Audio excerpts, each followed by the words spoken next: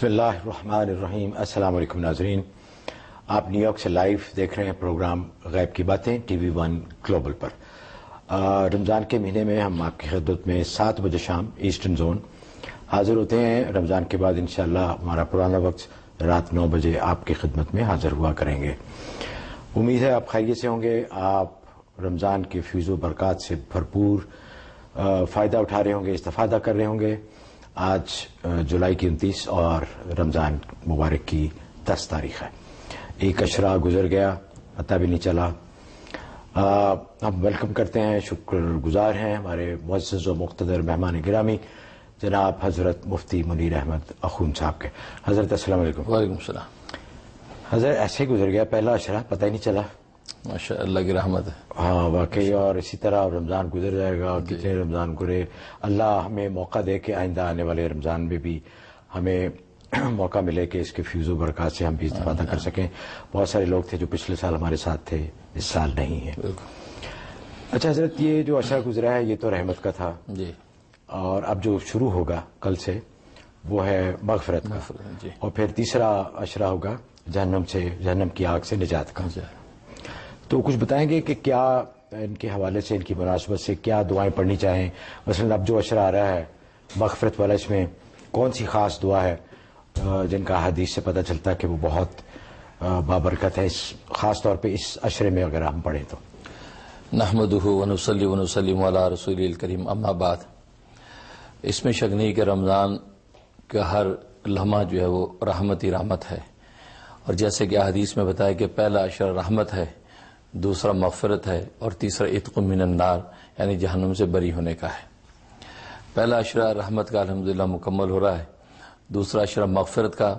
اس کا مطلب یہ ہے کہ اس میں اللہ تبارک و تعالی، جیسے کہ عام معمول میں بھی اللہ تبارک و تعالی بندوں کی مغفرت و بخشش کرتے ہیں، تو یہ خاص 10 دن جو ہے بخشش اور مغفرت کے رکھے گئے ہیں تاکہ گناہگار بندے اللہ تبارک و تعالی کو منا لیں، اور جو لوگ پہلے سے اللہ کو منا چکے ہوتے ہیں ان کے لیے پہلا اشرا رحمت بن جاتا ہے، اور جو نہیں منا پاتے تو ان کو موقع دیا جاتا ہے، وہ 10 دن اللہ سے مانگتے ہیں تو ان کے لیے پھر اس اشرے میں بخشش کے فیصلے ہو جاتے ہیں۔ اور بندے کے لیے سب سے بڑی چیز یہی ہے کہ اللہ تبارک و تعالیٰ کے ہاں بخشش ہو جائے، یعنی چھٹکارا ہو جائے۔ اس لیے حضرت حکیم الامت تھانوی رحمۃ اللہ علیہ فرماتے ہیں کہ میں جنت کے اعلیٰ مراتب تو اللہ سے کیا مانگوں، میں تو بس معافی مانگتا ہوں، اللہ بس معاف کر دے، یہ کافی۔ اور جنتیوں کی جوتیوں میں جگہ مل جائے بس میرے لیے یہ کافی ہے، میں مراتب کی تمنا کیا کروں۔ تو اس دوسرے اشرے کے اندر بخشش مانگنی چاہیے، کثرت سے استغفار کرنا چاہیے، کم از کم 5 تسبیح استغفار کی کرنی چاہیے، اور 2 رکعت نماز توبہ کی نیت سے پڑھیں۔ اس میں نماز توبہ کی نیت بھی کر لیں، شکرانے کی نیت کر لیں، اور کیونکہ 1-2 نفل کے اندر جو ہے وہ کئی نیتیں شامل کر سکتے ہیں، تو خاص طور پہ نماز توبہ کی نیت کے 2 نفل پڑھیں، اس کے بعد 500 دفعہ استغفار کریں، اور 100 دفعہ درود شریف سرکار دو عالم صلی اللہ علیہ وسلم پر بھیجیں۔ اچھا حضرت، ایک خاص دعا کا ذکر کیا جاتا ہے، اللہم انک عفو تحب العفو فاعف عنی، جی، یہ دوسرے اشرے کے لیے؟ یہ آخری، یہ طاق راتوں میں، آخری اشرے میں یہ دعا کی تلقین ہے، کیونکہ یہ لیلۃ القدر میں حضرت عائشہ صدیقہ رضی اللہ تعالیٰ عنہ نے پوچھا تھا کہ کیا دعا کریں، تو سرکار دو عالم صلی اللہ علیہ وسلم نے یہ دعا تلقین فرمائی تھی کہ اللہم انک عفو تحب العفو فاعف عنی، تو یہ آخری اشرے میں طاق راتوں میں پڑھی جاتی ہے۔ لیکن عام معمول میں بھی اس اشرے میں بھی پڑھا جائے تو کوئی مذاقہ نہیں ہے، تو ظاہر بخشش اور معافی کی دعا ہے۔ اچھا حضرت، پچھلے چند مہینے، بلکہ ہفتے نہیں مہینے، ہم نے خاص طور پہ تزکیہ نفس کے بارے میں آپ نے بہت اعلیٰ قسم کی اور بہت ہی خوبصورت باتیں کی۔ امید ہے ناظرین نے پورا استفادہ کیا ہوگا، کیونکہ ناظرین اگر دل ٹھیک ہو جائے، حضور صلی اللہ علیہ وسلم نے فرمایا کہ یہ جو لوڑ تھڑا ہے یہ اگر ٹھیک ہو جائے تو پھر سب کام ہی ٹھیک ہوں گے، ہمارے خیالات، ہمارے اعمال جو جسم سے نکلتے ہیں وہ ٹھیک۔ تو امید ہے کہ آپ نے بڑے غور سے حضرت کی باتیں سنی ہوں گی۔ حضرت نے بہت ساری باتیں بتائیں جو نہ کرنے کی ہیں، بہت ساری باتیں بتائیں جو کرنے کی ہیں، کہ جن سے اجتناب کرنے سے اور جن پر عمل کرنے سے تزکیہ نفس حاصل ہوتا ہے۔ تو آج حضرت، جیسے ہم نے پچھلے ہفتے وعدہ کیا تھا کہ آداب معاشرت، کہ جس طرح کہتے ہیں کہ اسلام مذہب نہیں، ایک دین ہے، وے آف لائف ہے، زندگی گزارنے کا طریقہ، تو اس میں یہ بہت اہم ہے کہ آداب معاشرت، اس کے بارے میں فرمائیے۔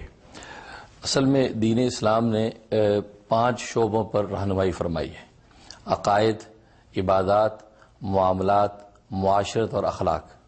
اخلاق پر تو ہم نے گفتگو کی کہ اخلاق حسنہ اور اخلاق جو ہے وہ رذیلہ ان پر گفتگو کی. تو اس کے بعد نمبر آتا ہے معاشرت کا، اور معاشرت زندگی کا بہت اہم باب ہے. معاشرت کا معنی ہوتا ہے رہن سہن، آپس کا جو رہن سہن انسانوں کا کیسا ہو، اجتماعی زندگی میں، ریاستی زندگی میں، اور پوری ایک ملکی زندگی میں یا محلے کی زندگی میں انسان کی معاشرت کیا ہو. اور یہ معاشرت پر اس دین اسلام نے بڑی تاکید کی ہے. خود قرآن کریم میں اللہ تبارک و تعالی نے معاشرت پر بہت زور دیا ہے، یہاں تک کہ جتنا معاشرت کے بارے میں تاکید کے ساتھ قرآن کریم میں حکم دیا، اور جتنی مرتبہ اچھی معاشرت کے حوالے دیے گئے اتنی مرتبہ نماز کا بھی حکم نہیں دیا گیا. اچھا، یعنی اتنا معاشرت اتنی اہم ہے، اس لیے کہ مسلمان کی اچھی معاشرت یہ غیر مسلموں کے لیے بہت بڑی دعوت ہے. آپ کی ذاتی عبادت سے غیر مسلم امپریس نہیں ہوگا جتنی آپ کی معاشرت آپ کی آپس کے لین دین سے اور آپ کی اچھے رہن سہن سے متاثر ہوگا. بالکل صحیح ہے. اس لیے جو علماء نے خاص طور پہ اس کے حوالے سے آداب و مسائل لکھے ہیں، لہذا تقریباً 50 کے لگ بھگ بنتے ہیں کہ جو مختلف چیزوں کے آداب سلام، آداب مصافحہ، آداب مجلس، آداب جو ہے نشست و برخاست، یہ ساری چیزیں. تو آج ہم جو پہلے اس پر گفتگو کریں گے وہ ہے آداب سلام، ایک دوسرے کو سلام کرنے کے کیا آداب ہونے چاہیے. اس حوالے سے علماء نے لکھا کہ سلام در حقیقت یہ سلامتی اور رحمتی الہی بھیجنے کی دعا کا نام ہے، اور سلام اللہ اور اللہ کے رسول کی سنت ہے کہ اللہ بھی سلام کرتے ہیں، رسول اللہ صلی اللہ علیہ وسلم سے بھی یہ سنت ثابت ہے. اور سلام کا جو طریقہ دین اسلام نے دنیا کو دیا ہے ایسا طریقہ کسی دوسرے مذہب اور قوم میں رائج نہیں ہے. اور یہ شاندار جو ہے وہ مساوات کا اور سلامتی کا درس ہے جو سلام میں اسلام نے دیا ہے.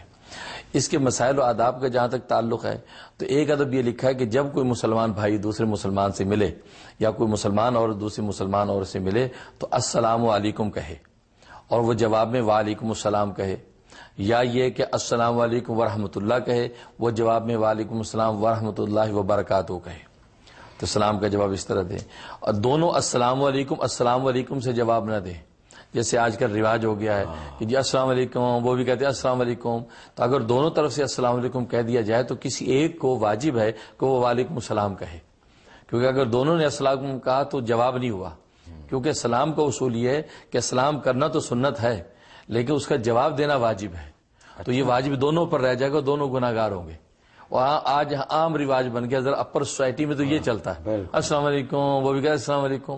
یہ اور دوسری غلطی یہ کرتے ہیں کہ الف لام کو ظاہر کر کے نہیں پڑھتے، السلام علیکم السلام علیکم. تو یہ اس کا معنی ہلاکت اور بیماری ہے. السلام علیکم کا معنی ہلاکت اور بیماری پڑے تم پہ، سام ہو جاتا ہے نا، سام ہو جاتا ہے، وہ بیماری ہے. ہاں السلام علیکم لام واضح ہونا چاہیے. ایک ادب یہ، اور ایک ادب یہ کہ جب کسی محفل میں جائے اور وہاں گفتگو ہو رہی ہو تو وہاں سلام داغ کے وہ محفل کی گفتگو توڑے نہیں، بلکہ آنکھ بچا کے چپکے سے بیٹھ جائے اور گفتگو میں شریک ہو جائے. جب موقع ہو بعد میں سلام کرے. یہ نہیں کہ وہاں گفتگو ہو رہی ہے آپ دڑلے جا کے السلام بالکل سارا کچھ بکھر جاتا ہے، وہ سب لوگ دیکھنے لگتے کون ہے، تو یہ مناسب نہیں. اسی طریقے سے سلام کا صیغہ بڑے چھوٹوں کے لیے برابر رکھا ہے کہ چھوٹے بھی سلام کریں تو السلام علیکم کہے، بڑے بھی یہ کہیں، لیکن لہجے میں فرق ہونا چاہیے. چھوٹا جب بڑے کو سلام کرے تو آواز میں نیاز مندی ہو اور دبی آواز سے سلام کرے، السلام علیکم، ادب ہو اس کے اندر. اور بڑا جب سلام کرے تو اس کے اندر شفقت ہو. یہ نہیں کہ چھوٹا بڑے کو سلام کر رہا السلام علیکم تو وہ بڑی بد تہذیبی لگتی ہے. تو چھوٹا بڑے کو سلام کرے لیکن اس میں نیاز بندی اور آواز دبی ہونی چاہیے. ہاں اسی طریقے سے سلام بلا امتیاز کرے، چھوٹا ہو بڑا ہو امیر ہو غریب ہو اپنا ہو پرایا ہو، تو لیکن بشرطے کہ مسلمان ہو تو بلا تفریق اس کو سلام کرے. یہ بھی بڑا ہے کہ جو امیر لوگ ہیں وہ بہت اپنے اوپر ایک بار محسوس کرتے ہیں غریب کو سلام کرنے میں. جی جی کتنی یہ بھی محرومی ہے. اس لیے آداب میں لکھا ہے کہ امیر جو غریب کو سلام کرے، عالم جاہل کو سلام کرے، بڑا چھوٹے کو سلام کرے، اور سوار پیدل کو سلام کرے، پیدل بیٹھے ہوئے کو سلام کرے. اس کی وجہ یہ ہے کہ سلام اصل میں تکبر کو توڑتا ہے، اس لیے شریعت نے بڑے درجے والے کو حکم دیا کہ وہ چھوٹے والے کو سلام کرے. اور یہ بھی حکم دیا کہ پہل کرو، اس میں پہل کا حکم، انتظار نہ کرو کہ اگلا سلام کرے تو میں بولوں. بالکل یہ بھی بڑی بات ہے. وہ انتظار کرنا تکبر کی علامت ہے کہ وہ سلام کرے گا تو. اچھا حضرت، یہاں امریکہ میں رہتے ہوئے میں یہ خاص طور پہ آپ سے پوچھنا چاہوں گا کہ ہمارا ان سے ملنا جلنا میل ملاقات رہتی ہے غیر مسلم سے، تو اگر ہندوؤں کو ملیں یا سکھوں کو ملیں یا عیسائیوں کو ملو تو آیا ان کو بھی سلام کہہ سکتے ہیں؟ یہ اچھا سوال کیا آپ نے، وہ میں نے ابھی بتانا ہی تھا. تو یہ ایک کے آداب میں سے ادب یہ ہے کہ غیر مسلموں کو سلام کے صیغے سے سلام نہیں کرنا. تو ان کو سلام کرنے کا طریقہ حداک اللہ کہہ سکتے ہیں اس کو. اور سلام علی من تبع الہدی، یہ الفاظ ہیں اس کے لیے، سلام علی من تبع الہدی. یا ان کو ہیلو کہہ دیں، اور یا ہیلو کہہ دیں. آج کے اس میں گڈ مارننگ کہہ دیا یا گڈ ایوننگ کہہ دیا، جو بھی وقت ہو ماحول ہو تو اس حساب سے اتنا کہہ سکتے. لیکن سلام کا صیغہ اصل میں دعا کا صیغہ ہے، اور یہ خاص جو ہے وہ مسلمان ہی کے لیے ہے کہ مسلمان کو سلام کئی میں نے دیکھا ہے کہ ہمارے مسلمان بھائی، ان کے بڑے دوست ہیں، سکھ مذہب سے تعلق رکھتے ہیں، ہندو، تو وہ ان کو ملتے ہیں تو سر سری اکال کہہ دیتے ہیں یا نمستے کہہ دیتے ہیں ہندوؤں کو. تو آئے یہ جائز نہیں کہنا چاہیے، کیونکہ یہ ان کے مذہبی الفاظ ہیں. لہٰذا مذہبی الفاظ ہیں، اس وجہ سے ہمیں نہیں کہنا چاہیے. لیکن یہ جو الفاظ جو انگریزی میں گڈ مارننگ وغیرہ چلتے ہیں، یہ چونکہ مذہبی الفاظ نہیں ہیں، جنرل ہے، تو یہ کہہ سکتے ہیں. تو اس لیے. اور ایک ادب یہ لکھا کہ جو فسق و فجور گناہ کی کام میں مصروف ہو تو بطور تنبیہ اس کو بھی سلام نہ کرے. گانے بجانے میں لگے ہوئے ہیں، تاش کھیل رہے ہیں اور کسی گناہ کے کام میں لگے ہوئے تو ان کو سلام نہیں کرنا چاہیے، بھلے وہ مسلمان ہوں. اس مقام پہ امام اعظم ابو حنیفہ رحمۃ اللہ علیہ نے ایک عجیب نکتہ لکھا ہے. وہ فرماتے ہیں کہ سلام کرنا چاہیے، جو فسق و فجور میں مبتلا ان کو سلام کرنا چاہیے. اس کی دو دلیلیں دیتے ہیں. ایک دلیل یہ دیتے ہیں کہ اصل میں آپ کی تنبیہ کا کسی پر کیا اثر ہے. آپ اگر ان کو سلام نہیں کرتے چلے جاتے ہیں تو ان کو کیا اثر ہے اس پر. ہاں قاضی وقت ہو یا ان کا کوئی بڑا ہو، وہ ناراض ہو کر جائے اور سلام نہ کرے تو ان پہ اثر پڑے گا. عام آدمی پر کوئی اثر نہیں ہے. اور دوسری بات یہ کہ کہتے جب سلام کریں گے ان گناہ کے اندر مبتلا لوگوں کو، کہیں گے السلام علیکم، تو اس کو جواب دینے کے لیے وہ متوجہ ہوں گے، کہیں گے وعلیکم السلام. اور سلام اللہ کا نام ہے، تو اللہ کا نام اتنے لمحے کے لیے تو زبان پہ لے آئیں گے اور اتنے لمحے کے لیے تو گناہ سے نکل جائیں گے. لہذا وہ کہتے کرنا چاہیے. لیکن آداب یہ ہے کہ ایسے لوگوں بطور تنبیہ سلام نہ کریں، اس انداز سے یہ ان کا لحاظ کرنا چاہیے. ناظرین، آپ نے سنا کہ ایک جو رواج جیسے حضرت نے فرمایا کہ السلام علیکم اور اس کے جواب میں بھی السلام علیکم السلام علیکم السلام، ایک تو بڑی جلدی بول دیتے ہیں تو اسے بالکل معنی اس کے تبدیل ہو جاتے ہیں. تو اس کا خاص طور پہ آپ اہتمام کریں. بہت بڑی سنت ہے یہ، اور اس کے آپ انشاءاللہ نتائج دیکھیں گے کہ آپس میں پیار محبت اور آپس میں جو قربت ہے وہ بڑھتی ہے. السلام علیکم اور اس کا جواب وعلیکم السلام. تو کوشش کریں کہ یہ اس کی عادت ڈالیں. انشاءاللہ چند دفعہ کہیں گے تو آپ کو پھر اس کی عادت پڑ جائے گی. کالز کا سلسلہ شروع کرتے ہیں. عبدالستار ہیں سیاٹل سے. جی السلام علیکم. وعلیکم السلام ورحمۃ اللہ وبرکاتہ و مغفرت و جنت الفردوس. ماشاء اللہ. جی فرمائیے. جی مفتی صاحب کو میرا سلام. اس سے بات بھی ہوئی تھی. رمضان مبارک آپ کو بھی، مفتی صاحب کو بھی. میرا سوال یہ ہے کہ مسواک کرتے وقت اگر گم کو لگ جائے، خون نکل آئے گم سے، تو روزہ متاثر ہوتا ہے؟ اور دوسرا یہ کہ کرائے کی پراپرٹی پہ کتنی زکوٰۃ ہے؟ 18,000 روپے آ رہا ہے پاکستانی یا 17,000 آپ کو آ رہا ہے؟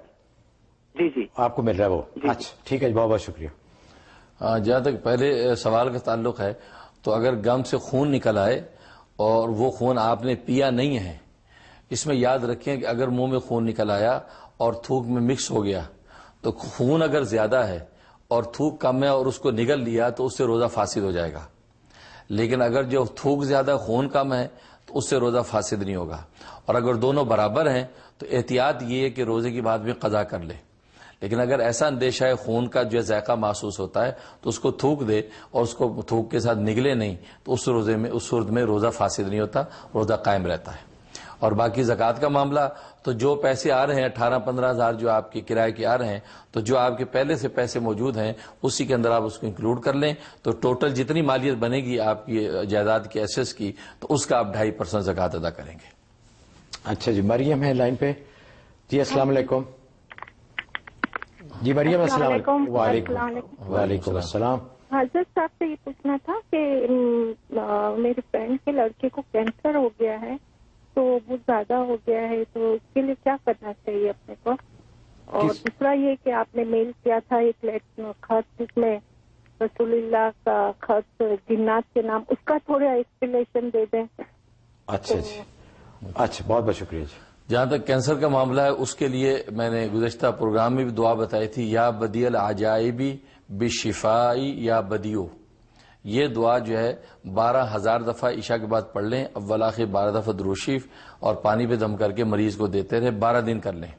اور اگر 12 لاکھ ایک وقت میں بیٹھ کے پڑھ سکتے ہیں تو بہت اچھا ہے. 12,000 نہیں پڑھ سکتے تو 1200 دفعہ ایک آدمی روزانہ پڑھ کے مریض کو پانی پلاتا رہے, انشاءاللہ اللہ کی رحمت سے اس کو شفا ہو جائے گی. باقی وہ جو خط کی بات ہے, یہ سرکار دو عالم صلی اللہ علیہ وسلم کو شکایت کی تھی ابو دجانہ صحابی نے. ابو دجانہ صحابی نے آپ کے سامنے فریاد رکھی کہ رات کے وقت میں ایسے لگتا ہے کہ جیسے گھر میں چکی چلتی ہے اور کوئی چیز ہے, کوئی سایہ ہے جو گزرتا ہے اور رات بھر سونے نہیں دیتا. اس پر نبی پاک صلی اللہ علیہ وسلم نے فرمایا کہ اچھا ابو دجانہ تیرے جیسے شخص بھی ستانے کے قابل ہے, یعنی یہ جنات تجھے بھی ستاتے ہیں حالانکہ تو بے ضرر آدمی ہے. اس پر آپ نے حضرت علی رضی اللہ تعالیٰ نے فرمایا کہ علی آؤ یہ کاغذ لو اور اس پہ لکھو.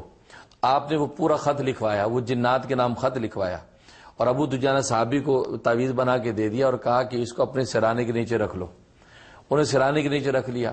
تو رات بھر جو حالات ہوئے وہ سب مکمل انہیں دیکھے سنے. صبح فجر کے بعد آ کے رسول اللہ صلی اللہ علیہ وسلم کو بتایا کہ رات تو مجھ پر ایسی بھاری ہو گئی کہ چیخ و چلاٹ کی آواز آ رہی تھی اور سب جو ہے وہ جتنے جنات سے مجھ سے معافی تلافی کر رہے تھے کہ تو یہ خط اپنی جگہ سے ہٹا دے اور ہم آئندہ سے یہاں نہیں ٹھہریں گے, ہم تمہیں نہیں ستائیں گے. اس پر ابو دجانہ کہتے ہیں میں نے کہا کہ نہیں, میں جب تک رسول اللہ سے نہیں پوچھ لوں اس وقت تک میں یہ نہیں ہٹاؤں گا. تو اس لیے میں اب آپ کی خدمت میں آیا ہوں اور وہ جنات جگہ چھوڑ کر جا رہے ہیں. تو نبی پاک صلی اللہ علیہ وسلم نے فرمایا کہ اگر وہ خط کو وہاں سے نہ ہٹائے تو قیامت تک وہ اذیت اور عذاب کے اندر مبتلا ہو جائیں گے. تو یہ فرمایا. تو گویا کہ نبی پاک صلی اللہ علیہ وسلم نے یہ خود خط لکھوایا اور اس خط کے بڑے اثرات ہیں اور یہ علماء کرام اس خط کو جنات کے دفیے کے لیے استعمال کرتے ہیں. تو وہ امام بہقی رحمۃ اللہ علیہ نے سنن بہقی حدیث کی ایک بہت بڑی کتاب ہے, اس میں یہ خط نقل فرمایا ہے اور یہ سرکار دو عالم نے لکھوایا تھا. وہ آپ کو خط ملا ہے, وہ آپ اپنے گھر میں لگائیں گے تو اسی گندی اور شیطانی چیزوں سے محفوظ رہیں گے انشاءاللہ. ناظرین وقت ہوا ہے ایک چھوٹی سی بریک کا.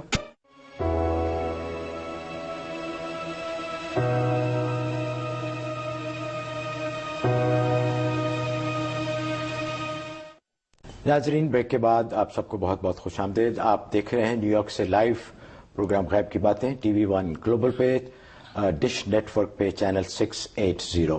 جیسے کہ آپ کو معلوم ہے کہ رمضان کے مہینے میں ہمارے اوقات بدل گئے ہیں. اب 7 بجے شام یہ پروگرام شروع ہوتا ہے ایسٹرن ٹائم زون. رمضان کے بعد انشاءاللہ ہم اپنے پرانے وقت جو کہ رات 9 بجے آپ کی خدمت میں حاضر ہوا کریں گے. کالز کا سلسلہ شروع کرتے ہیں. اصغر صاحب ہیں لاس ویگس سے. جی السلام علیکم. ہلو. ہلو جی السلام علیکم اصغر صاحب. جی وعلیکم السلام. فرمائیے. میرا نام سید شوکت اصغر لاس ویگس سے بات کر رہا ہوں. مجھے اپنی بات کے سلسلے میں جی ایک سوال کرنا ہے. کس سلسلے میں جی؟ سب سے پہلے تو آپ کو السلام علیکم. وعلیکم السلام. تو سوال ہے کہ جو ہے ان کو میں 4 مہینے نوٹ کر رہا ہوں کہ ان کی جو غذا ہے آ گئی ہے, وہ کم کھاتی تھی. اب وہ اس قدر کم کھاتے کھاتے اس قدر ان کی حالت ہو گئی ہے کہ بالکل ان کو کسی کی بھوک نہیں لگتی, پیاس نہیں لگتی. زبردستی لاتے ہیں, وہ کسی سے نہیں کھاتی, کہتی ہیں کہ تم لوگ خیر کر سکتے. شاہ صاحب آپ کی آواز بڑی کٹ کے آ رہی ہے, ہم کوشش کریں گے کہ اس کا جواب دیں. ذرا مختصراً بتا دیجئے کہ کس کے بارے میں ہے یہ آپ کا سوال؟ آپ کو آواز کیسی آ رہی ہے؟ اب بہتر ہے جی. اچھا جی, اب بہتر آ رہی ہے. جی ہاں, تو آپ نے میری خود گفتگو سنی؟ نہیں, آواز ٹھیک نہیں آ رہی. میرے خیال دوبارہ آپ کال کیجئے, پھر آپ سے بات ہوگی. مسز خان ہے. جی السلام علیکم. وعلیکم السلام. نبراسکا سے بول رہی ہیں آپ؟ جی نبراسکا سے بول رہی ہیں؟ جی میں نبراسکا سے بول رہی ہوں. آپ دونوں حضرات کو بہت بہت رمضان مبارک. آپ کو بھی جی, بہت بہت شکریہ. تو میرے 2 کوشچنس ہیں. ایک تو یہ ہے کہ میرے بیٹے نے کرسچن سے شادی کر لی, 3 بچے ہیں, لیکن وہ دین اسلام سے بہت دور ہو گیا ہے. بالکل کہتا مجھے تو اللہ پہ بھی یقین نہیں ہے. تو میں کچھ ایسا وظیفہ کرنا چاہتی ہوں کہ بیوی اس کی مسلمان ہو جائے اور وہ بچوں کی طرف بھی تھوڑے سے متوجہ ہوں, ان کو بھی اسلام کا سکھانا شروع کریں. جی جی جی جی. اور دوسرا میرا یہ تھا, اور وظیفہ میں بہت آسان سا چاہتی ہوں. اور دوسرے میرا کوشچن تو نہیں ہے, لیکن یہ کہ میں ان کے لیے آیت کریمہ کا سوالات کا وظیفہ کر رہی ہوں, تو اس کے لیے مجھے آپ کی اجازت چاہیے تھی. جی بہت اچھا, بہت بہت شکریہ. پہلے مسئلے کے لیے آسان وظیفہ چاہیے تو اہدنا الصراط المستقیم, سورہ فاتحہ میں آیت ہے اہدنا الصراط المستقیم، یہ 100 دفعہ عشاء کے بعد پڑھیں. عشاء کے بعد اول آخر 11 دفعہ درود شریف یہ پڑھ کے تصور میں آپ ان پہ دم کر دیں، بیٹے پہ بھی اور بہو پہ بھی دم کر دیں اور ان کا تصور کرتے کرتے سو جائیں. 90 دن آپ نے یہ عمل کرنا ہے. انشاءاللہ اللہ کی رحمت سے وہ دین اسلام کے قریب آ جائیں گے اور کیفیت درست ہو جائے گی. باقی جو آپ آیت کریمہ پڑھ رہے ہیں ان کے لیے تو اس کی آپ کو اجازت ہے، اللہ تعالیٰ برکت دے اور اس کے ثمرات آپ کو ملیں، آپ بالکل پڑھ سکتی ہیں. اچھا حضرت، یہ بڑا ہی، کیونکہ ہماری ای میلز پہ جو آتی ہیں اس میں بڑا ہی کامن پرابلم ہو گیا ہے. ایک تو ویسے ان جنرل کہتے ہیں کہ کوشش کریں کہ شادی اچھی جگہ ہو، اور جہاں شادی کی جائے وہاں خاص طور پہ دھیان رکھا جائے کہ دینی اعتبار سے وہ دین کے کتنے قریب ہیں، لڑکی والے لڑکے کے لیے اور لڑکے والے لڑکی کے لیے، تاکہ بعد میں پھر، کیونکہ جب آپ اس وقت آپ یہ دھیان ہی نہیں ہے آپ کے ذہن میں کہ شادی کہاں کر رہے ہیں اور دینی اعتبار سے ان کو کہاں پہ کھڑے ہیں، تو پھر ظاہر ایسے پرابلمس تو ہوں گے. بالکل. اس لیے نبی پاک صلی اللہ علیہ وسلم نے تو بنیادی بات بتا دی، فَاصْبِرْ بِذَاتِ الدِّین، کہ تُنْکَحُ الْمَرْأَةُ لِأَرْبَعٍ، 4 وجہ سے شادی کی جاتی عورت سے. لِجَمَالِهَا، اس کے حسن و جمال کی وجہ سے، وَلِمَالِهَا، یا اس کے مال و دولت کی وجہ سے، وَلِحَسَبِهَا، اس کے حسب و نسب کی وجہ سے، وَلِدِینِهَا، یا دین کی وجہ سے. اور فرمایا فَاصْبِرْ بِذَاتِ الدِّین، تم دین والیوں کو ترجیح دو. اس لیے ایک حدیث میں آتا ہے کہ جو دین کی وجہ سے کسی عورت کا انتخاب کرتا ہے اللہ تعالیٰ پہلی ساری کی ساری خوبیاں ان کو عطا فرما دیتے ہیں. دولت کی راحت بھی ملتی ہے، حسن و جمال کا آرام بھی ملتا ہے، اور حسب و نسب ولی شان بھی مل جاتی ہے. تو دین کی برکت. تو آج اصل میں دین سے دوری ہے تو لوگ اس بنیاد پر فیصلے کرتے نہیں ہیں. اور پھر حضرت حکیم الامت تھانوی رحمۃ اللہ نے جیسے بنیادی بات لکھی کہ بھئی لڑکے میں یہ دیکھو کہ نمازی ہو اور بڑوں کا ادب کرتا ہو، بس یہ لڑکے میں دیکھو، اور لڑکی کے اندر یہ دیکھو کہ باپردہ ہو اور نماز کی پابند ہو. بس انشاءاللہ یہ بنیادی چیز دیکھ لی جائیں تو کبھی تکلیف نہیں ہوگی. ہاں جی ماشاءاللہ. فاروق صاحب ہیں جی ٹیکساس سے. السلام علیکم. جی السلام علیکم ایوان صاحب. وعلیکم السلام. دونوں کو بہت بہت رمضان مبارک. آپ کو بھی. اور میرا یہ کوشچن تھا جی کہ اسلام میں داڑھی کی کیا اہمیت ہے اور اس کی لینتھ کے بارے میں بتا دیں. دوسرا یہ کہ رمضان کے حساب سے کہ جب آپ سحری کر کے سو جاتے ہیں 1-2 گھنٹے کے لیے آرام کرتے ہیں، اس کے بعد اٹھتے ہیں، اس کے بعد ٹوتھ برش کرنا صحیح ہے، ٹوتھ پیسٹ کرنا صحیح ہے یا اس کو نہیں کرنا چاہیے روزے کے ساتھ؟ اچھا جی، بہت اچھا سوال ہے. جہاں تک پہلے سوال کا تعلق ہے تو داڑھی رکھنا واجب ہے. داڑھی جو ہے یہ واجب ہے، اور ایک مشت داڑھی رکھنا واجب ہے. یعنی یہ داڑھی کو پکڑے تو ایک مشت تک ہو، تو یہ تینوں طرف جو ہے ایک مشت جو ہے داڑھی رکھنا یہ واجب ہے سرکار دو عالم صلی اللہ علیہ وسلم کی.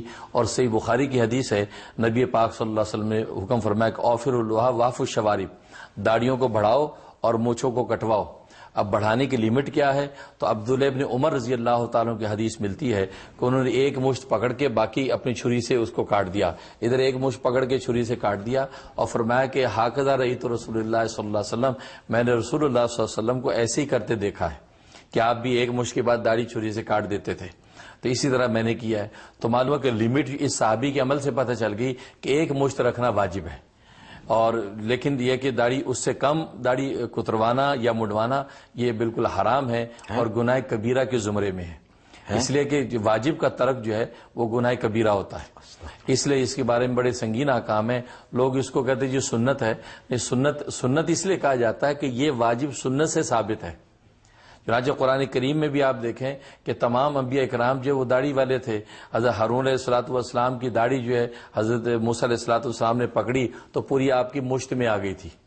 اسی لیے تمام انبیاء 1,24,000 کم و بیش انبیاء سب کی داڑیاں، تمام اولیاء صحابہ کوئی بھی محدثین فقہا سب جو ایک مشت داڑھی جو سے کم داڑھی کسی کی نہیں تھی. اس لیے ایک مشت داڑھی رکھنا یہ واجب ہے. یہ مسکنسپشن ہے، لوگ کہہ دیتے کہ نہیں جی بس اتنا ہو کہ نظر آنی چاہیے جی داڑھی ہے، دور سے بس ایک کالک نظر آنی چاہیے داڑھی ہے.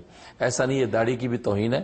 تو داڑھی ہاں ایک آدمی نہیں رکھ پاتا ہے تو اپنی کمزوری کا اظہار کرے، یار اللہ ماحول دے موقع دے رکھیں گے، لیکن اس پر جو آرگومنٹ کرنا بحث کرنا کہ نہیں جی داڑھی چھوٹی بڑی، تو یہ نہیں. داڑھی ایک مشت واجب ہے اور یہ قرآن سنت سے ثابت ہے. اس سے کم رکھنا جو ہے وہ گناہ ہے، اس سے اجتناب کرنا چاہیے. دوسرا انہوں نے پوچھا تھا جی وہ ہاں دوسرا جو سوال ہے کہ آپ جو سحری کھا کے جب سو جاتے ہیں اور اس کے بعد جو اٹھتے ہیں تو برش کرنے کی اجازت نہیں ہے، اس سے روزہ مکروہ ہو جاتا ہے. مسواک؟ ہاں مسواک کر سکتے ہیں، یا برش بغیر پیسٹ کے اکیلی برش یا آپ اگر رگڑنا چاہیں وہ رگڑ لیں، اپنے دانت ویسے صاف کر لیں، یا یہ کہ سحری کے وقت میں سحری کھانے کے بعد آپ برش کر کے سوئیں، لیکن روزے کی حالت میں ٹوتھ برش کرنا جو ہے اس کو علماء نے مکروہ لکھا۔ اچھا حضرت، آج کل فلیور والی مسواکیں آئی ہوئی ہیں، کوئی لیمن کا فلیور ہے، کوئی دوسرے، تو وہ جائز ہے؟ فلیور کیا مطلب اس میں؟ لیمن کا فلیور ہے، آپ مسواک کرتے ہیں نا تو وہ لیمو کا مزہ آتا ہے، یا اسٹرابیری کا، اس میں کچھ انہوں نے ڈالا ہوتا ہے، تو حالانکہ اس کے اوپر پیسٹ وغیرہ تو کوئی نہیں ہوتی، لیکن وہ فلیور ہوتا ہے ضرور۔ لیکن نہیں، اس سے اجتناب کرنا چاہیے، مسواک میں بھی سادی ہونی چاہیے۔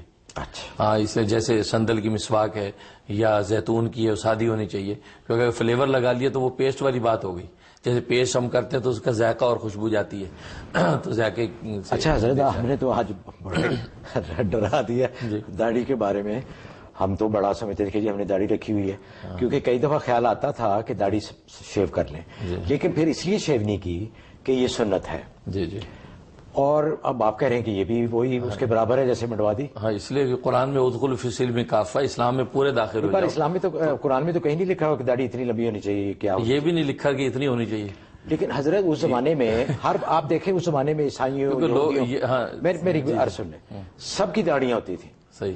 آج کل بھی یہاں بروکلن میں چلے جائیں، بورو پارک کے علاقہ ہے جہاں پہ ہیسیڈک جوز رہتے ہیں، وہ سب نے اتنی اتنی بڑی بڑی کالی داڑیاں رکھی ہوئی ہیں، وہ ایک زمانے کا اس کا رواج تھا کہ وہاں پہ سب لوگ داڑھی رکھتے تھے۔ اب یہ میری ناقص رائے ہے، آئی کوڈ بی رانگ، کہ صرف اس وجہ سے کہ آپ نے چہرے پہ اپنے بال نہیں بڑھائے تو آپ جہنم میں چلے جائیں گے، یہ تھوڑا سا۔ اصل میں بات یہ کہ داڑھی جو ہے نا، اس کا اگر مذہب سے بھی ہٹا لیں تو یہ مرد ہونے کی علامت ہے، مرد ہونے کا یہی وجہ کہ عورت مجھے بھی رکھ لے تو یہ وجہ کہ عورت کی داڑھی نہیں نکلتی، مرد کی نکلتی ہے، اور حالانکہ جس میں باقی بالوں میں مرد اور دونوں برابر ہیں، لیکن داڑھی مونچھ کے بالوں میں عورتوں کو نہیں، مردوں کو ہے۔ اس لیے فرشتوں کی ایک جماعت متعین ہے کہ جو طواف کرتی رہتی ہے عرش الہی پر، اور وہ یہ تسبیح پڑھتی ہے، سبحان من زین الرجال باللحیٰ وزین النساء بالزوائب، پاک ہے وہ ذات کہ جس نے مردوں کو داڑھیوں سے زینت بخشی اور جس نے عورتوں کو لمبی زلفوں سے زینت بخشی۔ تو مستقل فرشتے اس بات کی تسبیح کرتے ہیں، لہذا داڑھی یہ مرد ہونے کی علامت ہے، تو اس لیے اس مردانہ علامتوں کو کاٹنا اور اس کے ساتھ مشابہت کرنا، اور پھر نبی پاک صلی اللہ علیہ وسلم نے اس پر بڑی وعید فرمائی کہ جب وہ ایران کے دو قاصد آئے جو داڑھی منڈے تھے، بڑی بڑی مونچھیں رکھی ہوئی، داڑھیاں نہیں تھیں، آپ نے چہرہ پھیر لیا تھا، وہ اس طرح ادھر چہرہ پھیر لیا، تو آپ نے فرمایا کہ کس نے تمہیں کہا تھا ایسا چہرہ بنانے کو؟ انہوں نے کہا ہمارے رب نے ہمیں حکم دیا، ہمارے رب نے ہمیں، کیونکہ وہ اپنے بادشاہ کو رب کہتے تھے، تو نبی پاک نے فرمایا کہ لیکن میرا رب مجھے حکم یہ دیتا ہے کہ میں داڑھی کو بڑھاؤں اور مونچھوں کو کٹواؤں۔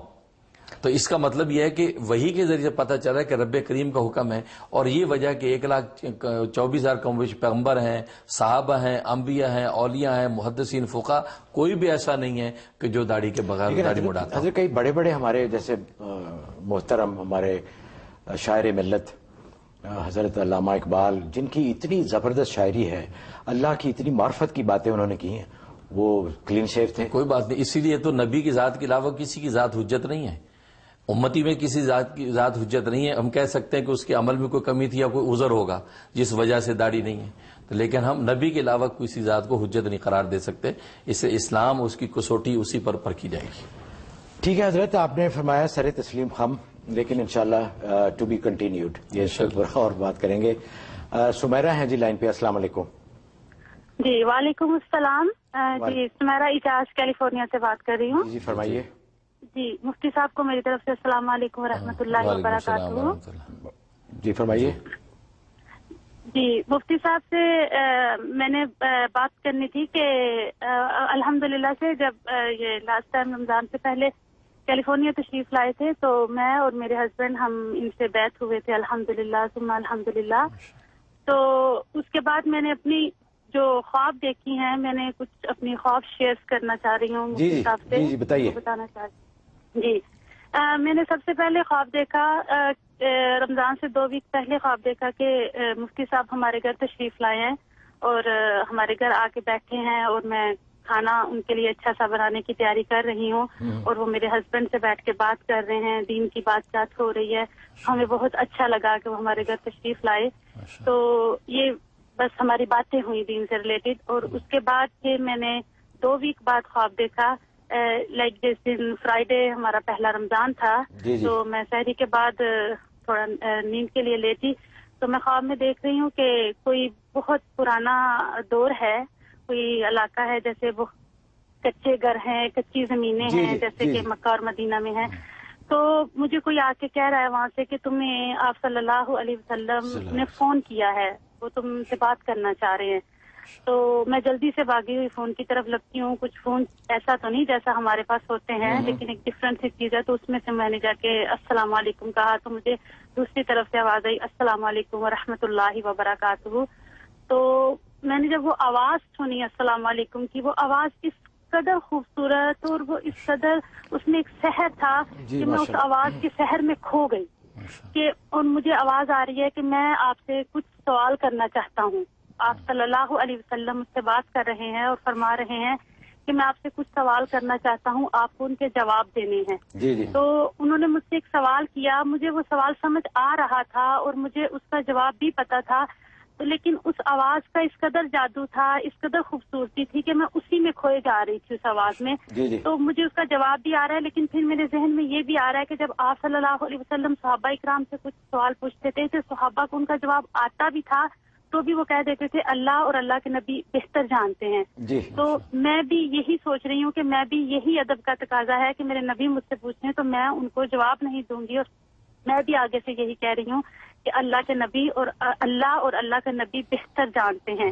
تو بس وہ اسی کشمکش میں ان کی آواز میں ہی کھو گئی ہوں اور اتنی خوبصورت اس شہر میں ہی ہوں. ٹھیک ہے، ذرا جلدی بات کر رہے ہیں. ذرا جلدی بتا دیجیے. جی وہ مجھ سے بات کر رہے ہیں تو اسی طرح سے پھر فون ایک دم سے بند ہوتا ہے، اس بات پہ کہہ کے بند کرتے ہیں کہ انشاءاللہ پھر آپ سے ملاقات رہے گی. ٹھیک ہے. تو میں یہی کہنا چاہ رہی تھی کہ الحمدللہ سے ثم الحمدللہ ہم جب سے مفتی صاحب سے بیعت ہوئے ہیں اللہ کا بڑا کرم ہے، اللہ کا بڑا فضل ہے. تو میں چاہوں گی کہ مفتی صاحب مجھے ٹھیک ہے انشاءاللہ. بہت بہت شکریہ آپ کا. ماشاءاللہ ماشاءاللہ، بہت بہت مبارک خواب دیکھا آپ نے.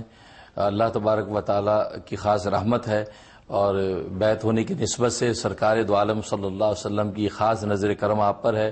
اور جیسا کہ انہوں نے فرمایا کہ انشاءاللہ بات ہوگی، ملاقات رہے گی، اس کا مطلب ان کی روحانی توجہات آپ پہ رہیں گی. آپ سرکار دو عالم صلی اللہ علیہ وسلم پر خصوصی کثرت سے درود پڑھتی رہیں، کثرت سے درود پڑھیں، انشاءاللہ آپ کی توجہات باقی رہیں گی. اور اللہ تبارک و تعالی سے دعا اللہ تعالیٰ میری بھی خدمت کو قبول و منظور فرمائے. میری نسبت سے آپ کو رسول اللہ صلی اللہ علیہ وسلم کی نسبت نصیب ہو گئی ہے. آمین. ناظرین وقت ہوا ہے ایک اور چھوٹی سی بریک کا.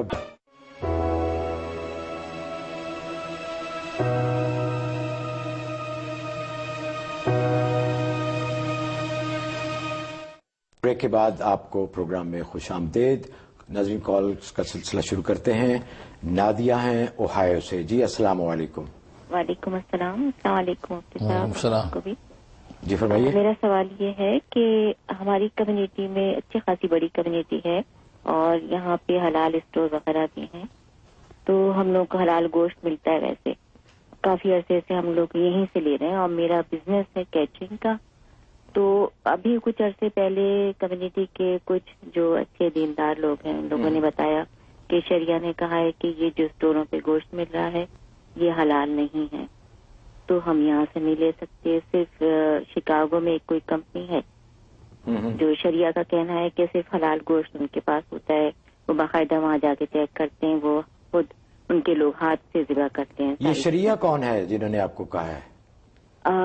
مجھے کسی میری دوست نے بتایا کہ وہ لوگ نہیں لے رہے ہیں اور یہ صحیح نہیں. کون لوگ ہیں وہ؟ آیا وہ شریعہ والے، پتہ نہیں، انہوں نے کہا ہے کہ انٹرنیٹ پہ شریعہ کا وہ آیا ہے. بڑا ضروری جو ہے پوچھ رہے ہیں کہ وہ لوگ کون ہیں جو اس طرح کی، آیا ان کے جو ذرائع ہیں یا ان کے سورسز ہیں یا ان کے جو طریقے ہیں انویسٹیگیٹ کرنے کے وہ مناسب ہیں یا نہیں. بہرحال اپنا آپ سوال مکمل کیجیے. تو مجھے اصل میں یہ ہے کہ میں کیونکہ کیٹرنگ کا کام کرتی ہوں تو مجھے یہ فکر ہوتی ہے کہ ایسا نہ ہو کہ میں جو گوشت دے رہی ہوں لوگوں کو کھانا بنا کے. محترمہ آپ کا سوال کیا ہے؟ میرا سوال یہ ہے کہ مجھے کسی طرح سے پتہ کرنا ہے کہ اس طرح سے میں یہ گوشت لے سکتی ہوں، یہ صحیح ہے یا نہیں ہے، مجھے کیا کرنا چاہیے اپنے طور پہ. اچھا ٹھیک ہے. اس کے لیے ایسا کہ غیر مسلم ممالک جس میں حلال حرام دونوں طرح کی چیزیں ملتی ہوں، اس کے بارے میں ایک بنیادی اصول یاد رکھیں.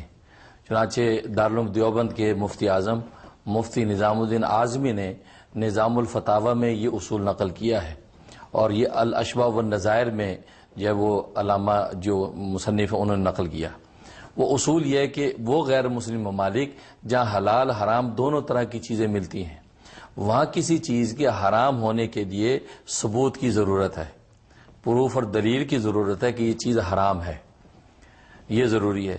لہذا یہ گوشت جو جس جگہ سے آپ لے رہی ہیں اس کے حرام ہونے پر اگر ثبوت موجود ہے، کوئی دلیل موجود ہے تو اس کو حرام سمجھا جائے گا۔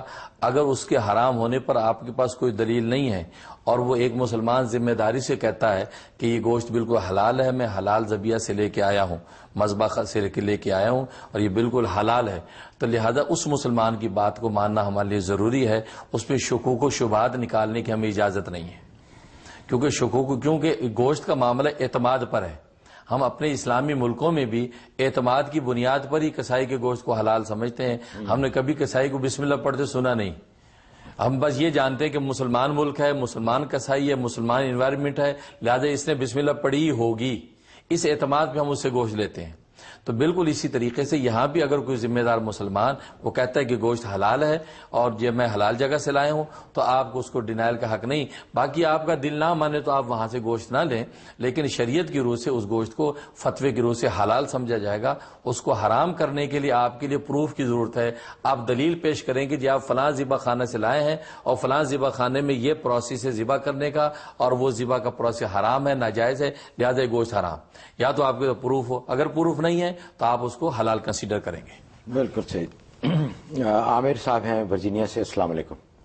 ہلو، السلام علیکم۔ وعلیکم السلام، فرمائیے۔ محمود صاحب آپ کو بھی سلام، حضرت کو بھی وعلیکم السلام۔ ماشاءاللہ ہم کچھ دنوں سے میں اور میری فیملی والے دیکھ رہے ہیں، ہمیں بہت ماشاءاللہ خوشی ہوتی ہے۔ ماشاءاللہ حضرت کے تعلق سے فوراً ہی لوگوں کو حضرت صلی اللہ علیہ وسلم سے کسی نہ کسی طرح کی نسبت حاصل ہو جاتی ہے، تو خواب کے ذریعے یا جیسے آج بھی کال آئی تو ہم پوری فیملی بڑی بے چین ہے حضرت سے بیعت ہونے کے لیے، تو ہم بڑے عرصے سے آپ کو کال کرنے کی کوشش کر رہے ہیں، تو کیسے بیعت ہو سکتے ہیں حضرت، اور کوئی اس کا خصوصی ٹائم ہے یا کوئی طریقہ ہے تو جی ضرور، جی ضرور، حضرت خود ہی آپ کو بتائیں گے۔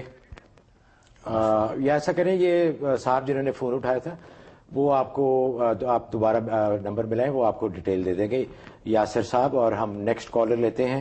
جی السلام علیکم۔ ہیلو، شوکت صاحب ہیں، السلام علیکم۔ جی وعلیکم السلام، ہاں میں شوکت بات کر رہا ہوں۔ جی جی فرمائیے شوکت صاحب۔ جی السلام علیکم آپ دونوں حضرات۔ میرا سوال میری والدہ کے سلسلے میں ہے اور ایک چھوٹا سا سوال مجھے اپنے لیے بھی کرنا تھا، تو کیا وقت اس بات کی اجازت دے گا؟ جی جی جی جی مختصر ذرا فرمائیے کیونکہ بہت ساری کالز ہیں تو۔ جی جی کوئی بات نہیں، ٹھیک تو ہے، میں والدہ کے سلسلے میں پہلا سوال کرتا ہوں۔ جی جی فرمائیے۔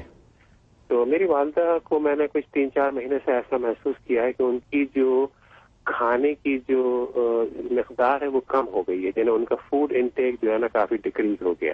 اچھا، تو وہ مطلب میں نے کئی دفعہ ڈاکٹروں کو دکھایا ہے، وہ مختلف ٹیسٹ کرتے رہے، یہ کرتے رہے، بلڈ ٹیسٹ کیا، یہ ٹیسٹ پورا، تو دوا کو بھوک بڑھانے کی دوا دیتے رہے، لیکن اب میں 1-8 مہینے سے محسوس ہی کر رہا ہوں کہ ان کی جو غذا ہے وہ بہت ہی کم ہو گئی ہے اور وہ بالکل ہی اب کھانا نہیں کھاتی ہیں، اور ان کو زبردستی ہم لوگ کہتے ہیں تو وہ کھاتی ہیں، اور ساتھ ساتھ یہ پینے میں بھی ہے کہ ان کو پیاس بھی نہیں لگتی، بھوک بھی نہیں لگتی ہے۔ تو ہم کافی پریشان ہیں، ہم نے کافی ٹیسٹ وغیرہ کرائے ان کے، اب یہ ہمیں پتہ کرنا ہے کہ یہ کیا وجہ ہے جو ڈاکٹر ابھی تک نہیں معلوم کر پا رہے ہیں۔ ان کی عمر کیا ہے شوکت صاحب؟ ان کی عمر کیا ہے والدہ کی؟ جی والدہ کی عمر ہے تقریباً کوئی 85 کے قریب ہوگی، کیونکہ ان کی زمانے میں جب یہ پیدا ہوئی تھی تو اتنا ریکارڈ نہیں تھا، تو ہمیں اندازہ لگاتے ہیں کہ تو کتنے عرصے سے ہے یہ تکلیف ان کو؟ یہ ان کو اصل میں 3-4 مہینے سے تو ایسا تھا کہ ان کی غذا تھوڑی سی کم ہو گئی، تو ڈاکٹر نے کہا کہ سرٹن ایج کے بعد جو ہے باڈی کو اتنی ریکوائر نہیں ہوتی غذا، تو وہ کم ہو جاتی ہے، اس سے تو فرق۔ جی ٹھیک ہے، انشاءاللہ، بہت بہت شکریہ۔ ہاں، اس کے لیے پہلی بات تو کسی دیندار عامل سے تشخیص کروائیں کہ ان پر کوئی دوسرے خارجی اثرات تو نہیں ہیں، اگر فزیکلی کوئی پرابلم نہیں ہے تو میڈیکلی سب چیز کلیئر ہے، تو اس لیے بھوک نہیں لگ رہی ہے، تو اس لیے وہ تشخیص دیندار عامل سے کروائیں۔ ویسے آپ ایک عمل نوٹ کر لیں تاکہ ان کو بھوک لگے۔ سورۃ ہود کی آیت نمبر 44، سورۃ ہود آیت نمبر 44، یہ آپ نے 21 دفعہ پڑھنی ہے صبح شام، 21 دفعہ پڑھ کے پانی پہ کسی چیز پہ دم کر کے وہ ان کو کھلا دینا ہے، یا تھوڑے سے شہد پہ دم کر کے ان کو چٹا دینا ہے۔ تو یہ صبح شام شروع کر دیں. یہ 41 دن کی نیت سے آپ شروع کر دیں, انشاءاللہ ان کی بھوک کھل جائے گی اور وہ کھانے پینے لگیں گی انشاءاللہ. ناظرین وقت ہوا ایک اور چھوٹی سی بریک کا.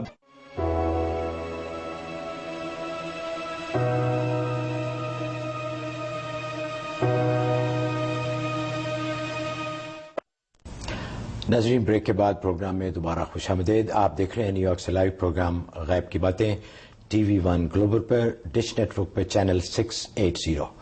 آپ سے گزارش ہے کہ آپ زیادہ سے زیادہ دوستوں کو, جاننے والوں کو بتائیے پروگرام کے بارے میں, ان کا ذکر کیجیے کہ کتنا مفید ہے مسلمانوں کے لیے, اور اپنے تجربات کا بھی ان سے ذکر کیجیے کہ آپ کو کس طرح استفادہ ہوا.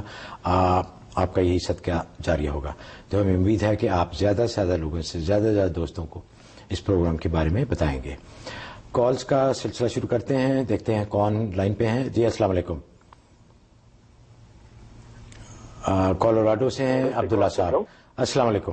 جی جی جی جی میں پہلے تو یہ عرض کرنا ہے کہ میری خوشی کی اس میں کوئی انتہا نہیں ہے. بہت عرصے سے میں کوشش کر رہا ہوں اور آج آخر کار کال مل گئی. حضرت کو میرا بہت بہت سلام اور رمضان مبارک. ہمیں بھی اتنی ہی خوشی ہے جتنی آپ کو, بلکہ اس سے زیادہ ہے کہ آپ کی کال مل گئی. فرمائیے عبداللہ صاحب. جی میں حضرت کا جب سے میں نے یہ پروگرام دیکھنا شروع کیا ہے, میں حضرت کا بہت دل سے معتقد ہوں اور بہت میری عرصے سے خواہش ہے میں کس طرح حاضر ہوں اور بیٹھ ہوں, لیکن موقع نہیں مل پا رہا. میں نے حضرت سے یہ پوچھنا تھا کہ شرعی طور پر تو حضرت ہی بہتر بتا سکیں گے, لیکن میری ایک تجویز ہے کہ اگر اس طرح ٹی وی پہ بھی اگر بیٹھ کا کچھ سلسلہ شروع ہو جائے تو یقین جانے بہت سارے لوگ, جن کی میرے ایسے بہت سارے لوگ ہیں جن کی خواہش ہے, دل سے خواہش ہے, لیکن آ نہیں پا رہے. بڑا زبردست آئیڈیا ہے آپ کا, لیکن یہ تو حضرت ہی بتائیں گے کہ آیا وہ ممکن ہے یا نہیں. جی جی اگر ایسا ہو جائے تو بہت ہی اچھا ہوگا. دوسرا میرا ایک اور چھوٹا سا سوال یہ ہے کہ میری حج پہ جانے کی اس پر خواہش ہے, تو حضرت سے دعا کی بھی درخواست کروانی تھی, اور دوسرا پوچھنا تھا کہ کوئی مستند ایسا کوئی ادارہ ہو, کچھ گروپ ہو جس کے تھرو ہم رابطہ کر سکیں. جی ضرور انشاءاللہ. لبیک ٹورز میں نے ابھی بریک پہ جانے سے پہلے ذکر کیا تھا, بڑے بھلے لوگ ہیں وہ, اور مجھے قوی امید ہے کہ انشاءاللہ ان کی ساری جو سروسز ہیں جو وہ پرومس کرتے ہیں وہ ضرور ڈلیور کریں گے. تو آپ بھی ان سے رابطہ کیجیے labbacktours.com.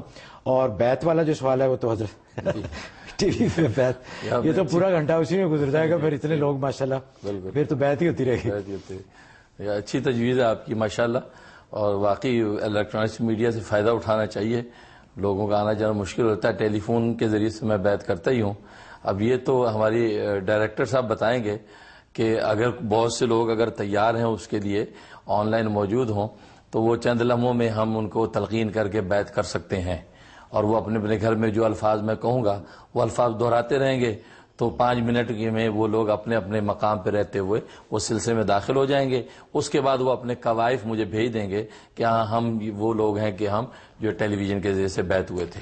تو اس طریقے سے بیت ہو سکتی ہے. اگر 5 منٹ کا ہم ایک سیگمنٹ رکھ لیں, 5 منٹ کا, ٹھیک ہے, اور ناظرین سے گزارش کریں کہ وہ ای میلز پہ اپنے نام بھیج دیں صرف اس مقصد کے لیے. صحیح ہے. تو ایک لسٹ بنا لیں پورا ہفتہ, تو وہ لسٹ میں ان کا نام لے دوں اور آپ ان کو تلقین کر دیں اور بیعت کر لیں. بعد میں جیسے آپ نے فرمایا کہ وہ قوائف وغیرہ جتنے ہیں وہ سارے آپ کو بھیج دیں, اور پھر آئندہ کا جو سلسلہ ہے وہ چلتا رہے گا. بالکل, تو یہ ممکن ہے. پھر بہت عمدہ, بہت ہم کوشش کریں گے ان لائنز پہ. تو ناظرین اگر آپ چاہتے ہیں کہ حضرت سے بیعت ہو تو آپ ہمارا ای میل ایڈریس تو آپ نے دیکھ لیا ہوگا, اسکرین پہ بار بار آ رہا ہے.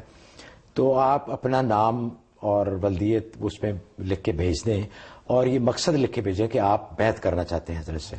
تو انشاءاللہ ہم پوری کوشش کریں گے کہ اس کو اکاموڈیٹ کر کے آپ کی حضرت سے بیعت ہو جائے.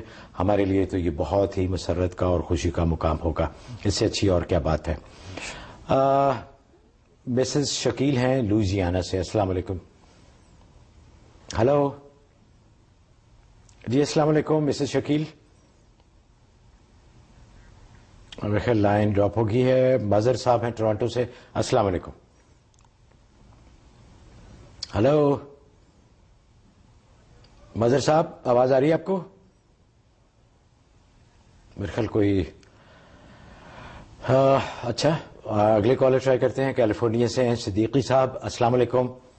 جی جناب, میرا سوال مفتی صاحب سے یہ ہے کہ یہ لیزبین اور گیز کا سلسلہ جو ہے کہاں سے شروع ہوا, اور اس کا قرآن شریف میں یہ حدیث میں کہیں کوئی ذکر آیا ہے اور اللہ تعالیٰ کیا فرماتے ہیں ان کے؟ جی بالکل آیا ہے، قرآن شریف میں ہے، پوری ایک سورت ہے، اور حضرت اس کے بارے میں آپ کو بتائیں گے. سوال سمجھ میں نہیں آئی بات. گیز، ہم جنس، جی جی مرد اور عورت. ہاں جی جو نا جی ہاں، گیز کا سلسلہ یہ تو قرآن کریم میں مختلف مقامات میں موجود ہے. تو یہ سب سے پہلے یہ سلسلہ حضرت لوط علیہ الصلوۃ والسلام کی قوم میں جاری ہوا، اور ابلیس نے سب سے پہلے اس قوم میں اس بدفعلی کو رائج کیا ہے، اور وہ اس وقت سے یہ سلسلہ جاری ہے.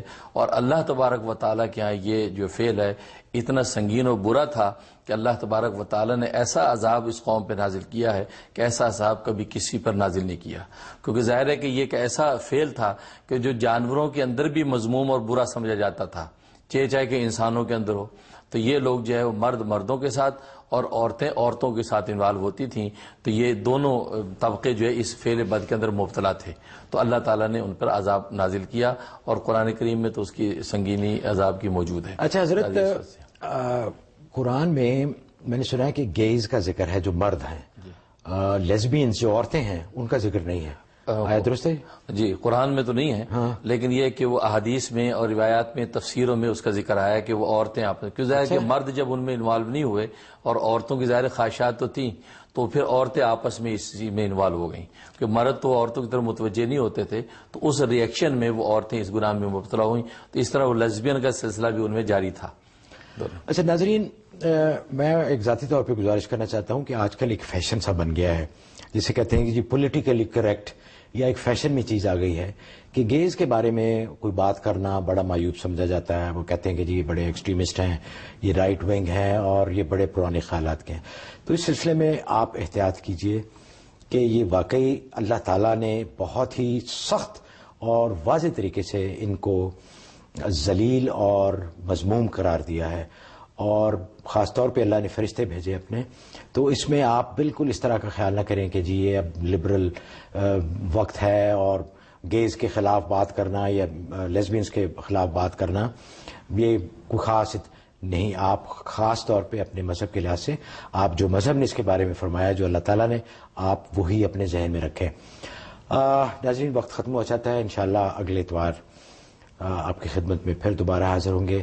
دعا ہے کہ اللہ تعالیٰ خیریت سے آپ کا رمضان گزرے اور آپ رمضان کی برکات اور فیوز سے پوری طرح بھرپور فائدہ اٹھائیں. آپ عبادات کریں اور رمضان کے جتنے آداب اور طریقے ہیں ان کو ملحوظ خاطر رکھیں. سبحان ربک رب العزت عما یصفون وسلام علی المرسلین والحمد للہ رب العالمین. پروگرام کے دوران اگر اللہ پاک کے حضور اور اللہ کے بندوں کے حضور کوئی گستاخی ہوگی تو اس کے لیے بندہ محمود احمد اوان معافی چاہتا ہے، اس امید کے ساتھ کہ آپ کی دعائیں اور آپ کی پذیرائی ہمارے ساتھ رہے گی. مجھے اجازت دیجیے، اللہ حافظ.